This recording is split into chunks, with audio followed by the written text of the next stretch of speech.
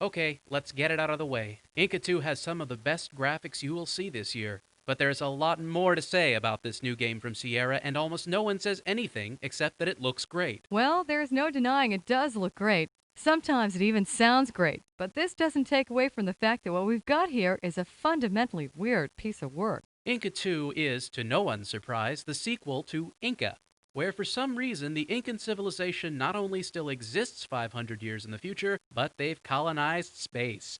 The hero's named El Dorado, and he's back again in the new game. El Dorado is a cool character with his gold mask and his deep resonant voice. It's really a shame that you start out the game playing his son instead. Yes, the fruit of El Dorado's loins is named Atahualpa, and the instruction book describes him as charming, handsome, and impulsive. These are not exactly the adjectives I would have chosen. Yeah, me too. I tend to lean more toward nasal voice, funny looking, and dangerously unstable. Come to think of it, he's not exactly a chip off the old block.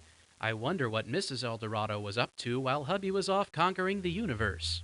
So, El Dorado and friends are planning to destroy a mysterious asteroid that has come a bit too close to the homeworld, and Atahualpa gets involved and ends up starting a galactic war.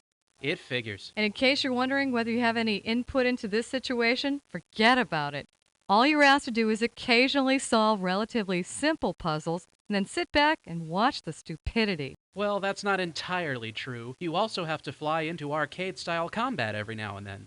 And however easy those puzzles are, the space flights are really rough. I noticed that too. The combat sequences are much harder than the very basic puzzles. And don't forget that this is a game that prides itself on being evenly divided between strategy and action. Actually, there is one nice thing about the combat being difficult. When I played, it wasn't long before I was blown to smithereens. One usually wouldn't consider that to be a good thing, but what it meant was that the annoying Atahualpa was toast with a lowercase t, and now I was playing the eminently cooler El Dorado. That's kind of twisted, guy, but I couldn't take the Inspector Gadget-esque voice for very long either. One truly annoying aspect of this game is that sometimes combat stops dead so that another plot element can be inserted by our intrepid cast. Forget the fact that you're a tad involved in not getting your butt blown off. We've got to get back to the plot. Actually, while we're on the subject of the quote, dramatic elements, unquote, it's probably worth mentioning that the voice actors have all the talent of the cast of Speed Racer. Funny you should mention Speed Racer,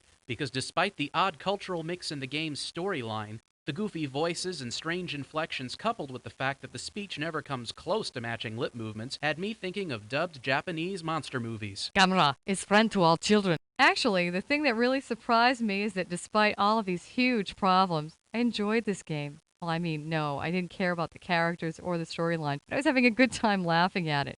Anyone who appreciates a really bad movie might really enjoy Inca 2. I think the word you're looking for is goofy, and I'm not sure whether it's what the programmers had in mind or not, but the simple fact remains that however frustrated you may get with the gameplay, or lack thereof, Inca 2 continues to amuse you in unexpected ways. It's definitely not for everybody. Ladies and gentlemen, it's just plain weird.